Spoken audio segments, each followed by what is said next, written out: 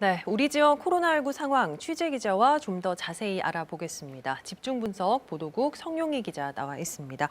자, 성 기자, 지난 추석 연휴 이후로 대전에서 가족 간 집단 감염 그리고 그 전파로 인한 연쇄 감염 사례가 계속 이어지고 있습니다. 네. 먼저 지금까지의 집단 감염 상황 한번 정리해 볼까요? 네, 추석 연휴 이후로 보면 이 대전에서는 크게 세 가족에서 집단 감염이 발생했습니다. 네. 먼저 지난달 30일에 대전에서 70대 여성을 포함해 일가 친척 15명이 함께 식사를 했는데요.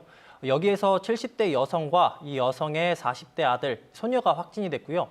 또 70대 여성과 접촉한 이웃 주민, 그리고 주말 농장에서 접촉한 70대 남성 지인이 잇따라 확진 판정을 받았습니다. 그런데 여기에서 이 70대 남성 지인을 통해 또 다른 가족 간 전파가 발생했는데요. 예. 바로 벌초 집단 감염 일가족입니다. 이 남성을 포함해 일가족 9명이 지난 추석 연휴에 함께 벌초를 한 뒤에 줄줄이 확진 판정을 받은 겁니다. 아들과 며느리, 딸, 손자 등인데 추석 연휴인 지난 1일 대전에서 차량 2대에 나눠 타고 경북 예천에 가서 벌초를 한 뒤에 함께 점심을 먹고 돌아온 것으로 파악됐습니다. 여기에 추석 연휴인 지난 3일 대전에서 가족 모임을 한 일가족 7명이 그제와 어제 또 집단 감염됐습니다. 폐렴 증세를 보여 충남대 병원 응급실을 찾았던 60대 남성이 그제 먼저 확진이 됐고요. 이 남성의 50대 배우자와 큰딸, 사위, 그리고 어린이집에 다니는 손자를 비롯해서 둘째 딸과 사위까지 줄줄이 코로나19에 감염이 됐습니다. 네. 지금까지 이렇게 세 가족에서 발생한 집단 감염으로 평택 거주 가족 확진자를 포함해서 일가족만 모두 19명이 확진 판정을 받았습니다. 네, 이렇게 가족 간 감염이 아주 속출하고 있습니다. 아무래도 이제 가족 구성원, 성별이라든지 연령이라든지 직업이라든지 다양하다 보니까 이제 가족을 넘어서 어린이집처럼 다른 장소로 집단 감염이 확산하고 있죠. 네, 그렇습니다. 앞서 벌초를 다녀왔다가 집단 감염이 발생한 가족 이야기를 전해드렸잖아요. 네. 처음 확진된 이 70대 남성의 큰딸, 이 50대 여성이 중고생을 대상으로 한 영어 공부방 강사였습니다.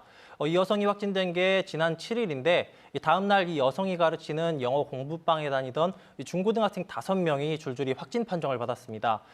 또 70대 남성의 배우자와 접촉한 지인 1명과 이 아들과 접촉한 직장 동료인 예산의 20대가 확진됐습니다. 또 그제와 어제 확진된 60대 남성의 가족 중에 2살 어린이집 원아가 있었거든요. 예. 어젯밤 1차로 이 어린이가 다니던 어린이집에서 확진자 7명이 더 나왔습니다. 이 원아 3명과 원장, 교사 2명, 조리사 1명인데요.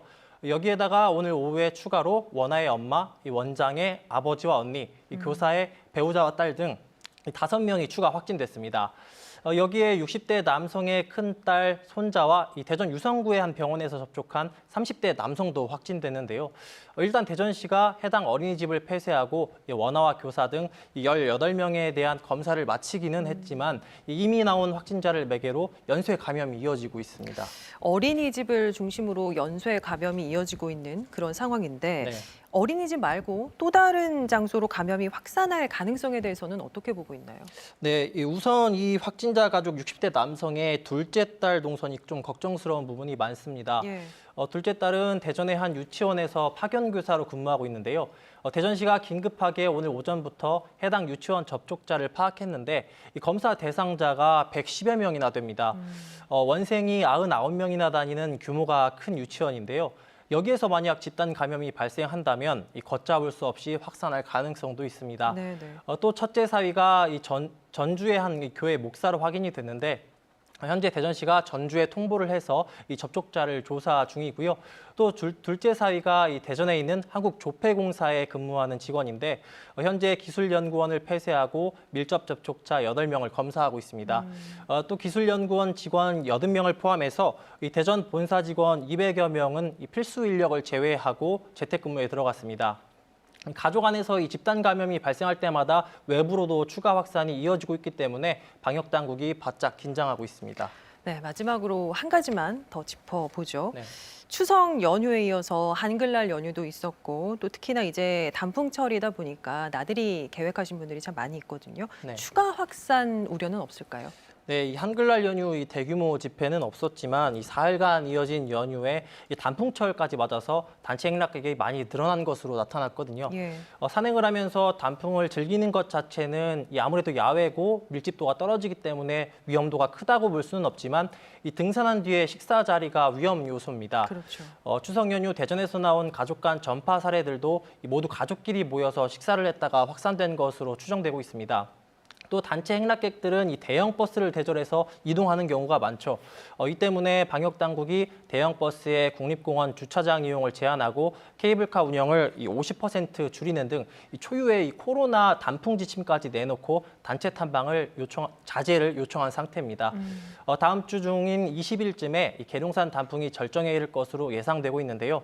단체 탐방보다 가족 단위의 소규모 탐방을 하고 산행 이후 단체 식사는 피하셔야겠습니다.